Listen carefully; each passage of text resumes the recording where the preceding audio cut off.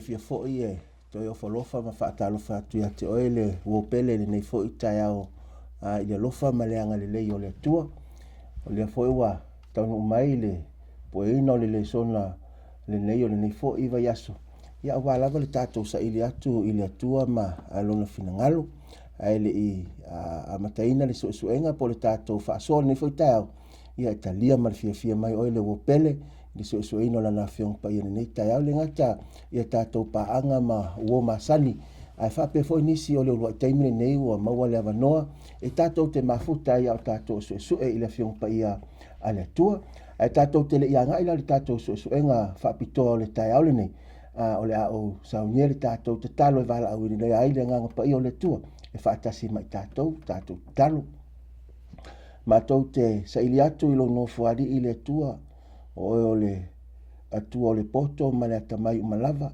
mātou te talo ai mo le whaunga mana la o fio i o mātou tangata le ngata foi leo i lātou o mai moa ma whaafonga mai nei o mātou mawaina whaamanianga whaaleanganga e mai lau a fionga pa ia lea le atua lo mātou tamā whaaftai lo tali e ino la mātou te talo e alatu ia Iesu. Amen.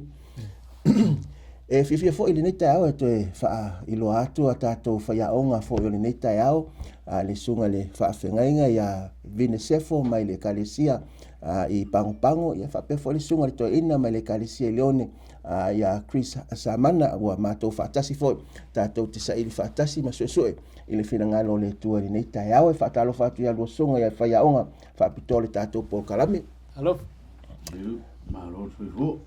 Ia, o le tātou suenga po le Lesona lona lima le nei ua tātou o mai ai ma ua whaautuina le suenga lona lima le nei e whaapea i le whaamtalanga o Iesu o le Foa'I mai le Malologa o Iesu o le Foa'I mai le Malologa ai o le mau au tu le olo o taula i ai le whaasoa po le suenga o le vaiaso le nei o le e peru i lona mata upo e wha o lona foi upo iwa mana tua foi o le tusi o e peru leo lo tātou o sava vali ai pe tātou te malangai i suenga o le sefulu ma le tolu vaiaso le nei pole kuata fo le nei mua o le nei tausanga ma e whape nei la le whaitawina o le whaamtalanga leo lo autu iai ma le tusi o e peru i lona mata upo e wha le foi upo iwa whai mai le whaamtalanga a le tusi tala o le nei o tuina mai pea o le Malologa whaasa pati mo tangata o le atua o le nei o tuina mai pea o le Malologa whaasa pati mo tangata o le atua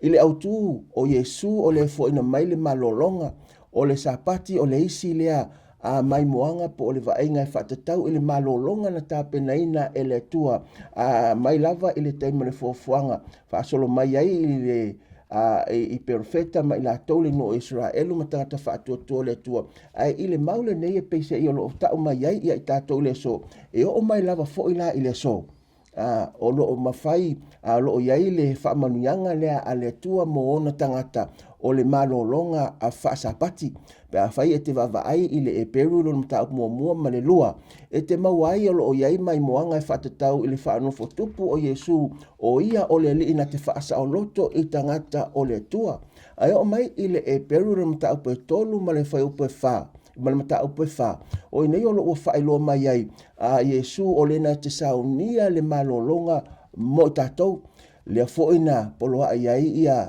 le tua ia tavita i le lua Samuelu na mata upo e fitu whai upo se fulu ma le tasi pe a whai e maua sa o vanua e te toe su ma e mai moa iai ai le ngata i lea e te maua nisi whaamatalanga e whaalau te leai ma le tusi lava le nei e pere wha e non whai mua o se fulu ma le tasi e te mai tau i nei le upu Malologa e le sau whaatasi e le whaalua a e sau pea o no winga e tau mai ai mo i tātou i le so o se mea e matua i sili ma taua i le finangalo o le atua mo ona tangata i le so ma o tātou whaasolonga po le suenga lau ne vaiaso o le a tātou vaavai ai o Iesu o le Foa'I mai le Malologa i le vaenga mo le tātou suenga o lo whaautuina o le nuu ua avea o le nofuanga o le Malologa e tātou te mawai le folfolanga fo i le ale atua ia apera Amerike nese sfuma lima sfuma tolu e o le sfuma tasi whai mai le atua o te toi au maia lau whanau i nei e whai ma nofuanga mo latou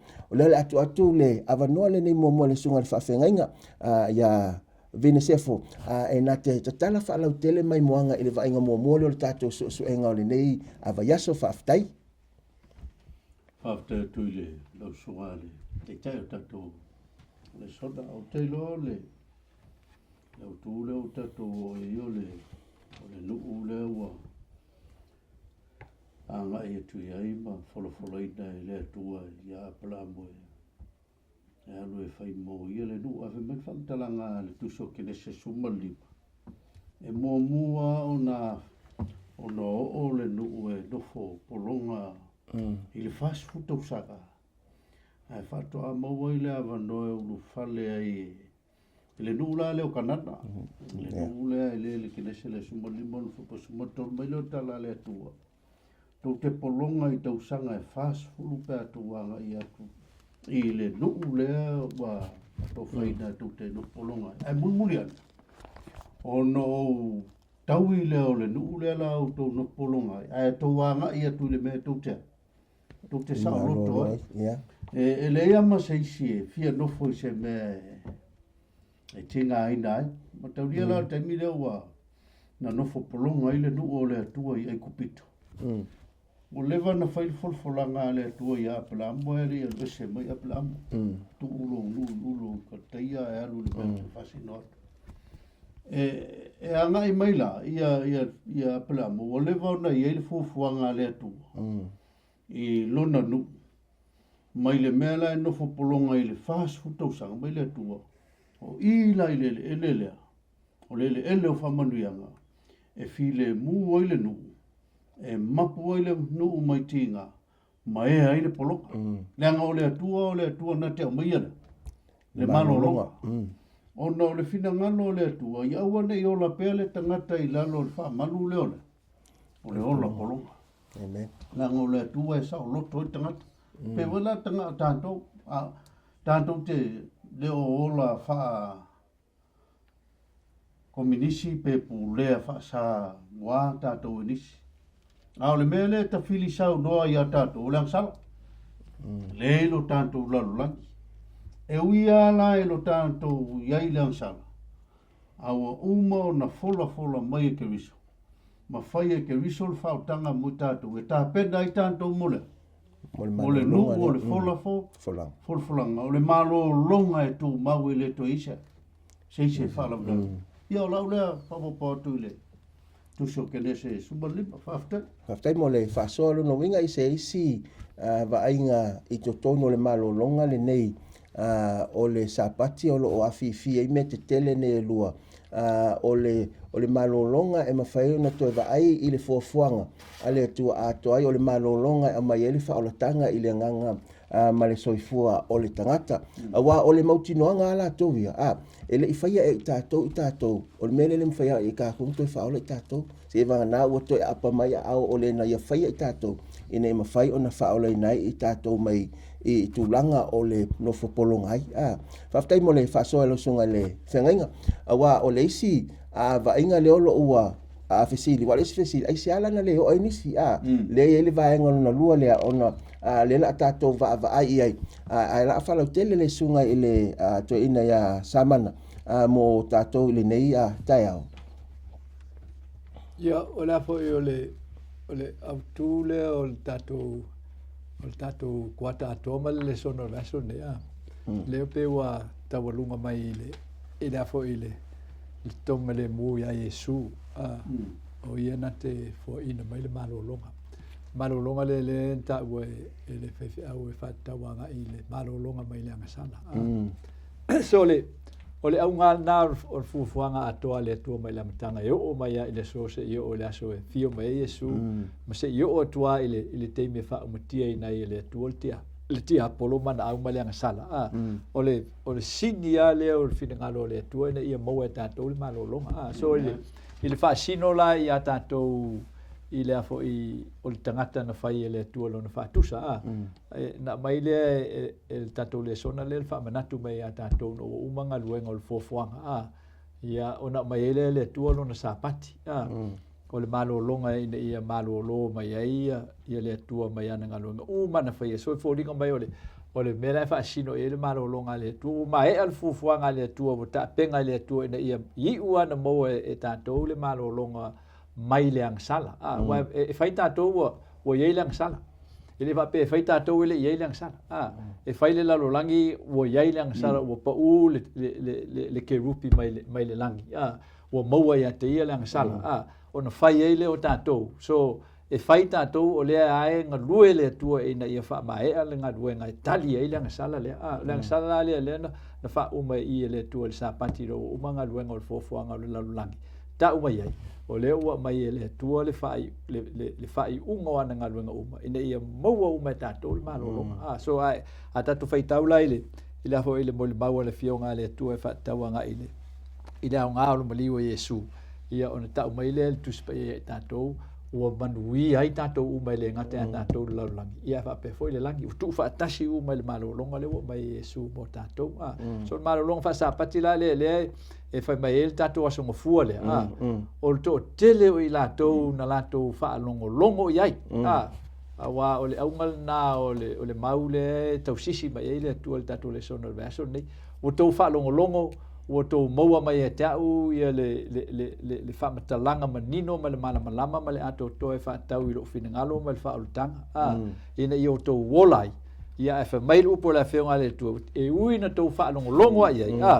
Ia, ai le mwhai au tō, e le mwhai au tō lea le whamaile le afo e le whai upo le afo e fitu ma le valu le afo e afo ele peru le tonu mai o le mea lea pe ona fetalai mai ele nganga pa ia o le aso nei a fai tō te whaalongo ai lona si fonga au tō te wha maa ai o tō loto pe o le wha ono i le aso na wha o sooso ai i le vau sa wha o sooso mai e o tō tama i a te au sa tofo mai e i a te au wala tō i loa unga luenga i ona tausanga e whanga furu mai le tua e ti ngana tō i loa unga luenga umana o whaia e mamana o vāvenga na whai na ia fuafua ina ia o tō manui ai ma whaali atua i a te o tōru o lofa i a te o tō malo ufina ngalo ina ia o tō tō mau i lalo o la upule ona o paule o le awala e mawhai e ona tō mau o tō le manuia ia le mfaya o tō te whaasoso me am tō ono mai. No ingan whamairo leo le whasiri le ta ua mo tātou. Le whaautu e tātou le sona le ono o le tal tonu. Le mawhai ai ono uwhare atu i la tō ia nei le vau. So o le whaatustu sanga nao tātou anga i a Israel. E au ai o ia atamu le whaatustu sanga na. So le awha mai le atua mai al teimino umal fuafuanga no o malo loi lo sapati. Ele i mawhaia o no urufale le tangata. I lo umalolonga. Pai lan tato i lo ele i urufale al tangata. Lan tofo atamu ai pa u atamu. So ele i maulua la atamu ele i alua atamu te tono o le malolonga. Le winga ele i sao atua atamu le malolonga le o le sapati le o le atua. Ono ua ngasala. Ua vai i le malosi o le tangata. Ono le angasala. Lea lae whamanatu mai le atua i a tātou. E pei ala o le vaenga na mai lamatanga. Pei fo o le vaenga le lo ngā tonu ia o Israelu no whaoroma e kupit. Whapenafo i tātou le so. E ti ngā o na tātou wa ai i vavenga ma. Mga luenga ma mana le atua o le whaorotanga. Wa leo lau tātou wa ai le tumtumunga o le ngā luenga la e ia Iesu ke miso. Leo ta umea tātou, le ta umea tātou, vasero te el tātou Lesona nai, ta upu nai lua fe upu e sfuma le wha. O le nei, ina ua iai le wha nau le tino tangata ola, na wha pe foi o na ua iai a te ia. Ina ia wha umutia e ia le i lona maliu, o le ua iai le malo e oti ai, o le ti aporo lea. Le lau tātou e le tau lunga o le malo longa na. O le ua mai e le atua le malo longa e ala le oti o le maliu, o le oti o Iesu ke miso. Ina ia mano lo mai ei tātou nei mai le angasala. Ala le o malo lo le tua. O malo lo le tua langa luenga sapati mai le fofuanga. Le ala o malo lo tangata e le Iesu ke viso o le liu tim tangata o le tua. O le sui o i tātou. O lona maliu o tātou mali liu whaatasi ai. O tātou malo lo whaatasi ai. I le angasala e ala le whaatutua. Le ala le whamaia i Paulo le Roma momua lona whai upo e sfun me fitu. E ola le tangata a mio tonu i le whaatuatua. So e ola le tangata a mio tonu i le whaatuatua. Le fo e toi tau e Paulo i. a o le fa lave o tatou e tatou te le tatou so ole fina ngalo le tu mo tatou le tatou ton mai le ofisili e tolu le e fa uma e vaenga le mo tatou le fa suma le ono wa o e la tu e fa ono ina o la tu fa longo o le e leo i la tu uma e no watu ngai ai tu pito sa ta ita ina mose lo e fa tau ngai tatou e le o tatou e ne o le tatou fa longo o le ata tu te lalo le tu la fono e le o tatou e na le fa ono i le atua ia tu fa mai o visi o fo i la tu sa ino o ia iai i ona tau sanga e fanga fulu e le o i la tu e na nga sala sa oti o la tu tino i le vau ia tau te le vanga le awa le o mai le atua il apostolo il maulia e le fioti uma tangata o nu Israel na o vaenga le fa long ta le fa longo ai fa long ta le fa me o la tun o ti mai le vau awa le fioti uma nu le vau nei tanga na fioti le vaenga le fa long ta ngo mai ai kupit to lua e na toe ai na sa mai le nu ile oritana ile nu o forfolang le la fa manatu mai ia tatou fa mai o le fisi mulmuli ai fo ila to nei tau to ia la to te le sa watu ilo na malo longa ile o ila to o e na fa longo ta ia fa mai ro le o le nei o tatou ilo na le fai on sa watu ia ila to ono le tatou so le o la tainga na mo tatou i oni tatou le tonu wa to le tongi ola o sa unia Iesu ke miso e tongi ola ia tatou ang sale fa ma ngalo i tatou ina ia mafai ona o tatou i le malo longa mai le ang sala e ala i le fa tua le fa mai le fionga le tua e ola le ami o tonu le tangata ami o tonu i le fa tua so ringa o tatou o tangata ami o le tonu ai a tatou ola i le ami o tonu e ala na mafai tatou ola i le ami o tonu ono o tatou fa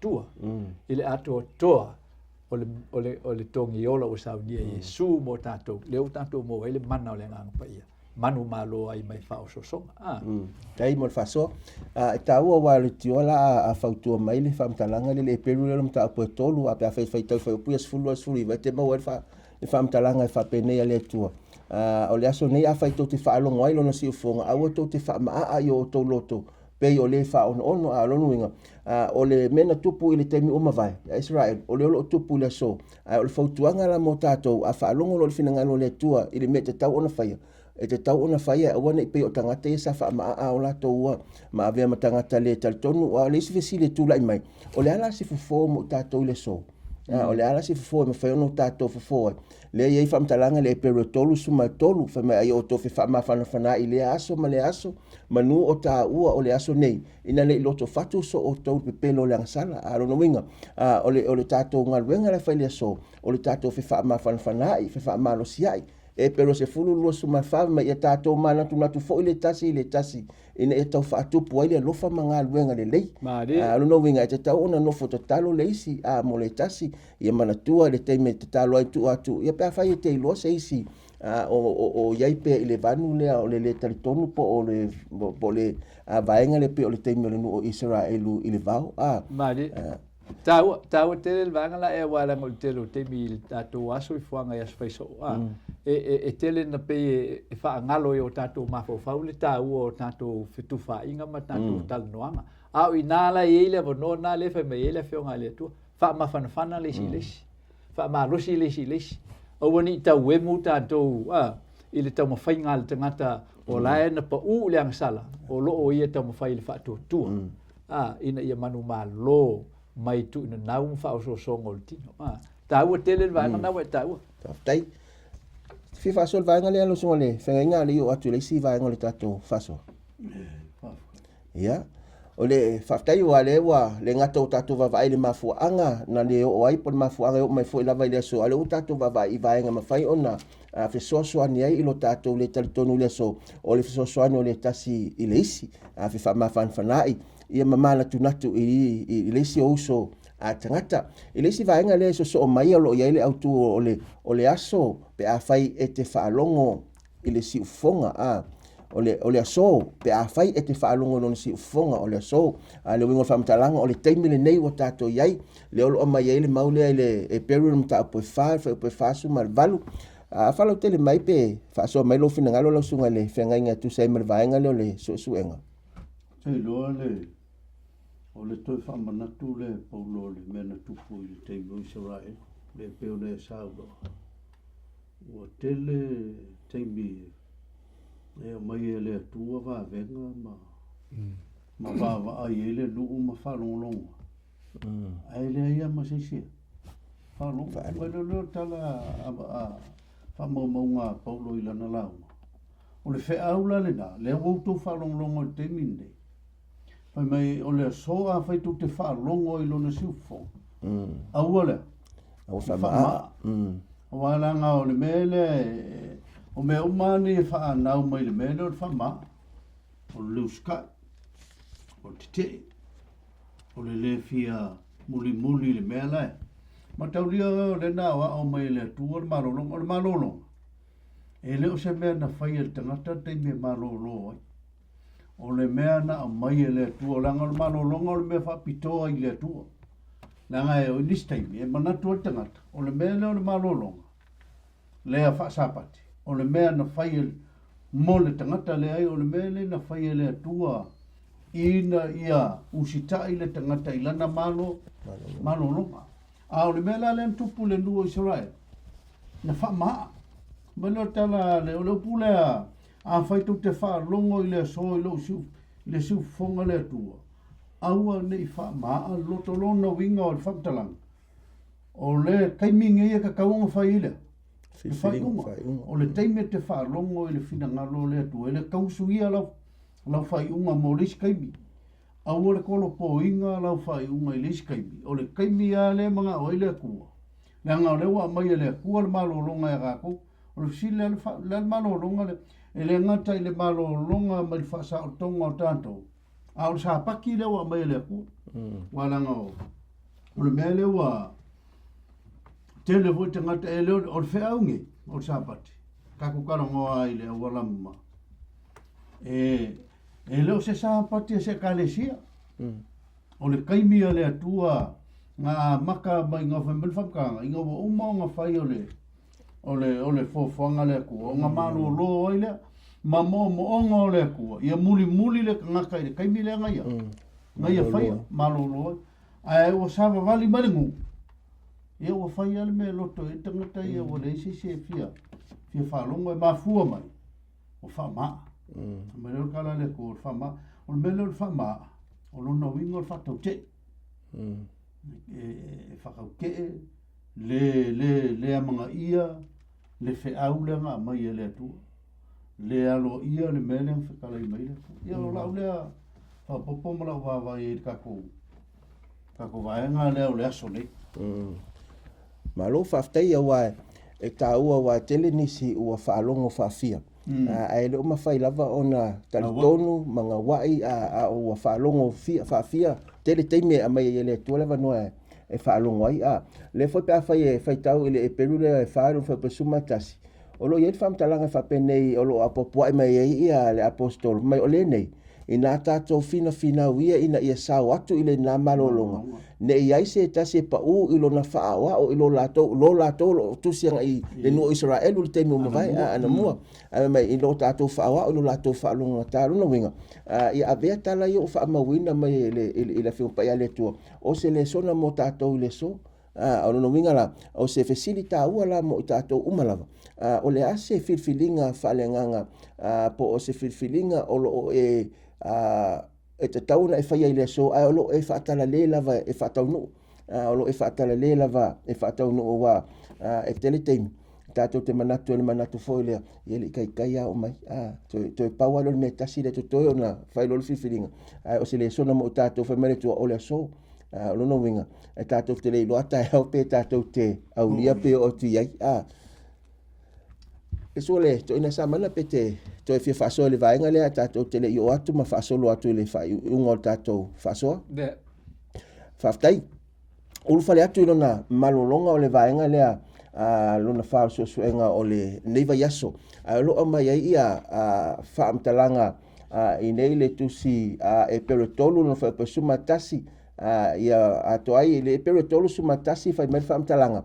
ona o tautou ai le i lo wita la tau te lesa o atu lava i lo malolonga si te tala mai lo fina ngalo la sunga le to ina tu sai marvaenga le o le tatou fasoa Rupuna fa ngai tu spaia nai e fo e suile titi mea le autu tatou Lesona o le sa watu i lona malolonga Rupulo le sao e fa matala mai ei o se ngaluenga se ngaluenga tele le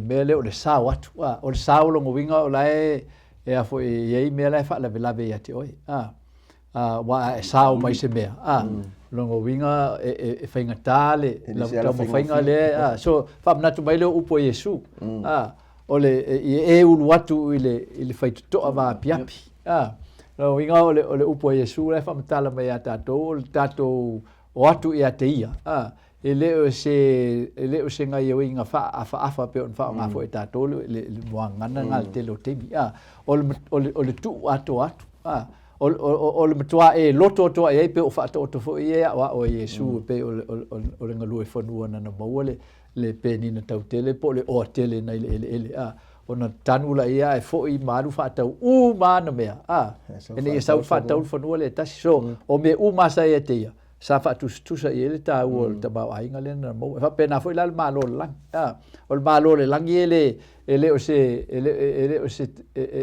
malo longa fa te tai o le malolonga moni o le malolonga le tatu te talanoa i o le matua maloloa ele se malolo pupu ai le fa upo le fionga le tu o le malolo e fa vau o le malolonga na le ia Iesu le e Foa'I mai Iesu ia tatou le la i ona wa o ni na tatou me le lenta o le upo le fa mai o le so atu fa longo lo elon si fonga o wol fa ma o to loto o ta wol fa punga na mo tanto fa tau i le sa watu i lona malolonga ona lango o le toe vala au ale ale tua mo le ainga tangata o le toe vala au ale tau tala Iesu lungo le sa tau mai ua fa tau wina me ona maliu lo Iesu lo le malosi o le sala e pulea il tangata ai mata lo le sa lo tonga o le filifilinga al tangata wa ma tu tu lo le il favor tangata fa tawanga il ngaluenga le fa to ila luina o le sala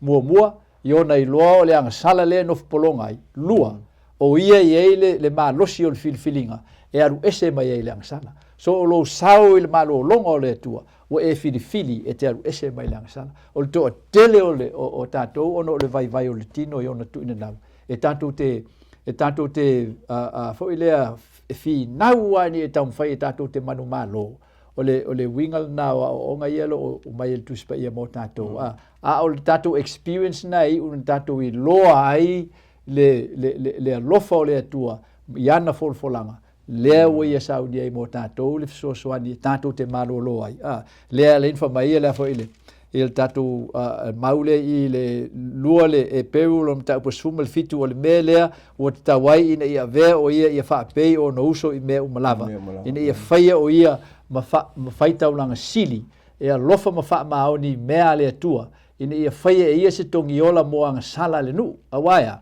awana tinga ina o ia ina o tofo ina o tinga ina nga le tinga ina tato aso uma e tofo ina tato o le tinga ina na le mana o le tu e tato lo o tato nga luenga la en famai lo fa manga o fa upuna o le mele o mafai e ia ona feso swani ye o tofo ina aisia langan tofo ina Iesu ai le yang sala o pupu nga mafai ngata nga o ti nga o Iesu no uiai mo tato ina ia tato sawa tu lo na malolonga le a tato fisili la fa fen tato sawa el malolonga o tato to afuli tua ilang sala awa o pawana le awala fa on tato o el malolonga le na mai la fo el tato foi taunga le mo tato va ngata wale so le fo o fa upuna se fulu le fa mai awa o le o sawa tu i lo na malolonga o malolo fo ia yana lava ngaluenga fa pe o le tua iana lava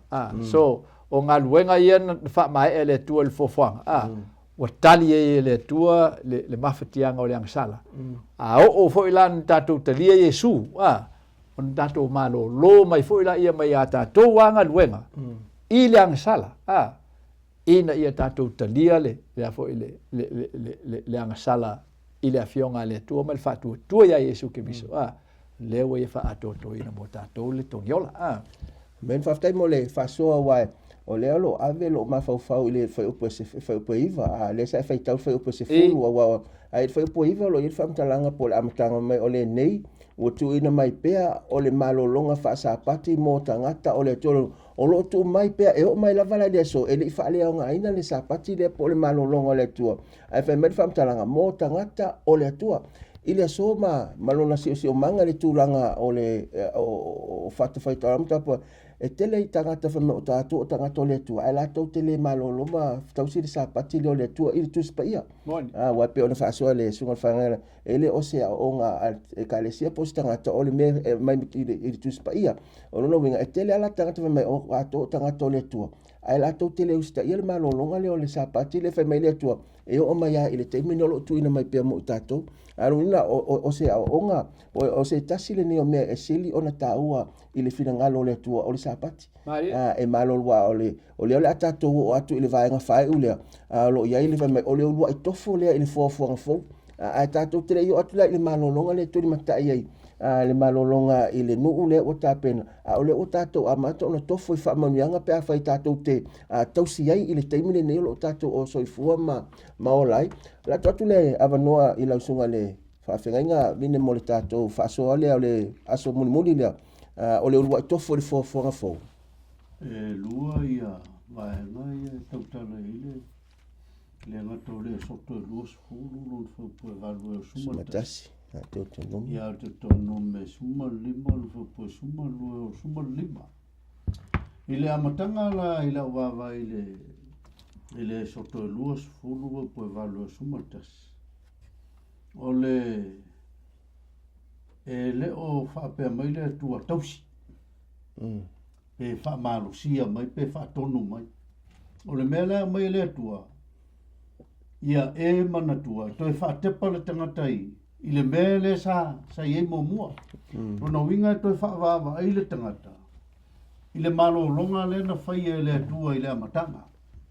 O rona winga, a whailaga uwawa i le sotolo e luasfu. Mai e mantua le sa pati te whapai aina. O aso ono e tenga luei, a ole aso fitu o sa pati a iovalo o tua. Mea le mga o ile kua e wawa i kangaka e koe kepa i kua. Ia mangkua, o aso ono e kaunga luei. Pia nunga luei le tua. Ia, sa paki o le aso fiku e kaunga lolo. Manga kua le nga fo inga le. Aso ono. Mangkua le nga amaka nga whaia mea. Mamelo kala le kua. Awa o le sa pati lea ia iova loa o riskai. Whai meikanga. O le sa paki ala sfiku. E lea i se kangaka so fiku nga saumasanga. Sana sa pati. O le sa pati o le sa pati ia iova loa tua. Longo winga o le mele koe mga o ia lea kua e kepa le kangaka io. E koe wha mga kua kangaka. Ia nga fo-foinga. Malonga kiuke kaunga whai. O ia o lau au na tausi mea. Whao ngā ka kaulonga kai mi aso yongo. Inga ia wawa ai e le luma ngai o longa longa ainga. E le ngaka ilea. A uma lo ngā fua mea. Sau lo le ngā fua marolo. Ma mawhau i le kua le ngā whaianga ia. La ngā kai mi le celebrate e le kangaka. Le fua le kua ma mea le le ngā whaia le kua moi. Ai o se kai mi foi lea. E koe au mai e le kangaka le sao le konga. Mai le ki ngā inga ia soia. E ongo rua ia soia le ngaka le ki ngā le mawawhang. Ai o mai lo te tono me sumalu. E lima. Lo le whai po sumalu. E sui lo le whakunga. Le whai kaunga whalua le lau whalela. Le nuu o le tua i le fola. Le nuu o le folang mea kala le. O ila. Pia koe ku lei whamalosi mai ila. Le mea lea nga whamangaku mai le soto luas fulu whakalpopau. Mai ia le whai po sumalu. Ia e tausi le aso sa pati. Ina ia whapai a ina. Whapei ona poloai mai ai o Iova lo atua i antoi. Nonga winga, ua mai whapikoa e le akua, e le kaimi leo i o saungi le nuu mai. I oko kausi sa paki. E pei o whai mai i le akua. Au ko saungi ko ke o kana no ko mul maula. Mauri le la o ngu ese. O le mori maula tangata I fa kau le so. Le so le ku le so sa ko. Me ye fa sa paki le langa kanga. E fa manguia le ku sa paki. I le langa kanga ka. Ko e mai le ku malolonga so I fuanga kanga. Ko e fa pa ia le ku kanga ka mi fa ko ale ku. Ma le fa po suma tonu pe vai ka vai. O so e ono e tenga lue ai, ma whai e iau ngā ruenga o malawa longa winga. E le kau koe whai e seisi mea tāpaki. O le winga le whamkalanga. A mai aso e ongo ki sao loko mai pule ai, ku lewa ngoa I le atua I vivi ai kangaka I le atua. Ma celebrate lo lako kupu. Le ang wha sao loko lako. Iau ala lava singa vaenga langa lewa. Whai si ke le ket whawhai. Whawhai mo le whasoa e taua wa to e whapipi I le whasoa lea sa whasoa sunga le whawhenga. E pe o le esengo amatanga o vaenga neo ne whalangolango isi o manga. Pe o le matau po e soto e lua se fulu o le amatanga lo le savalinga le nu o le tua. Whato ao ese mai lava mai kupito ua amata o na le iloma ua ngalo. Le ngalo le sapati le no fai mai lo le tua le soto e lua se fulu. Ia e manatua. I le taimi lea ua lata ina ulfale. Le wato e wha manatu e lea tua, wa le whaila e lea tua e manatu ma ia tausi le nu o le ato wanga e tua. O pei e whalangolango isi o si o manga po le context o mea ia sa mafuai o na ese le whaonga ina o whaamatalanga e momoli ai ia le whiau. Ai whaaftai mo le whaasoa ua o lea ua tātou tau nu maini mutaanga o le tātou whaasoa fo o le nei vai aso po nei fo I tai au. E ala le lo tātou Foa'I I se isi whaamtalanga lata mai e tāu Foa'I le vaenga mulmuli lea. O lo tātou tofo I le manuia o le nofuanga o lo tātou anga ea tiei. E le whaatari se o tātou te amata atu tātou tofo le sāpati mo na whaamanianga. I nei I le soifuanga ni nei. Totu lava no mulmuli nei mo ni whaasoa pupu. E to e fia whaasoa mai la matamala sunga le to ina saman. Aso le sunga le whawhenga inga au le whaiuina tātou so engor tai au le nei. O le whaamauninga na o le tausinga le tangata o le sāpati. Le whaasino I le whaiunga le tātou vai aso le whai mai o le o sina tofo e whaatau I le whawhanga po le whausanga fau. Whamanatu mai le apostolo e a tātou o wa o le whausanga le tau tala e tātou I o ke riso. O le malolonga le atua o ke riso. O le malolonga na le whai mai le atua e tātou te fia o iai. Tātou te sāwatu iai. Ni e tātou malolo ai. So wha mau ninga lau le tātou tau sia o le sāpati aso fitu o le atua. O le tātou tau sia o le tula fono o le atua I lona a ano. I lona moni mo lona wha maoni. E tātou te manu malo ai. Wha mai leo leo upo l'apostolo I lafo I le tusi leo le mumurko nitom ta pue ono wha upo sifuma liva ma le lua sifulu. Mai tau te leilo ea. O lo o tau tino o le malu leo le nganga pa ia wei tonu ia te o tau. O loo ia te o tau mai le atua. I lea ia foi o tau ia te o tau. O whasa pati upu ia. Le whai mai le apostole a tātou. O wā ua whaata wina o tau I le tau. O le nei. Ia o tau vi atu le atua ia o tau tino. Mo o tau wanganga. O mea le atua ia. O mea ia lua le mana o le atua ia malo lo mai le angasala. O lo tino. Mo lo wanganga. Lo mafau. O le tele lau tātou. Peon sa au elsa unuanga alwhewhi au len whai. O le tele o tangata lefa mai o sāpati a tangata sofitu. O le mafuanga e lene whai tangata talana. Nanga e mapo sāpati le tele o tangata sofitu. Ai le tosi sāpati le tele o tangata sofitu. O la e alu le lotu le sāpati. O le anganga lai ai. E le malo lo mai le angasala. O la e tau fetuli whaatasi ma le laulangi. I mea e pupu I ai, I le loto le lalolangi, ma nau I ai. O le nau e sao atu I le malo longa o le atua. Whaftai, o so le whainga nisi mawhawhanga mulmuli au le I whaunga le tātou whaso. Ia, whafkai, o le winga la o le mele koe tau whaamanga kumai le atua. Kako ke le kausia sa paki o hape ia kako. Kako ola ai. Alang kako kausia sa paki. Ongo kako kali aku le alofa o le atua ngalawe inga kako kai pio saunga nga kuisi na ngol mea nga whaia le atua mua ese mai kako ave ese mai le nu mai whea mai kupito e le waku le akua ku leiko kongu o ku lafo alotu le atua mai fafa manolo le akua kako savaringa o mea ia kako savali ai o lono winga ole wala e alang kako uska ia votsa pati ele onga ua kako mga koe whaula inga leo o mga whai le kuat whaula kanga o kako o lalo ki uke whai muli le atua malon whirangal whawhau whakingo uskai whawhau whakingo le uskai le mela e o mai ele kua nonga winga ele whalongo la au ia au le ngalo o mga whai le kuat whaula kanga leo whai mai e ke le koe pule o iau, mo pule i le ku. Nea, longa winga na ole, o whao tanga sa pati. Amen, whaftai.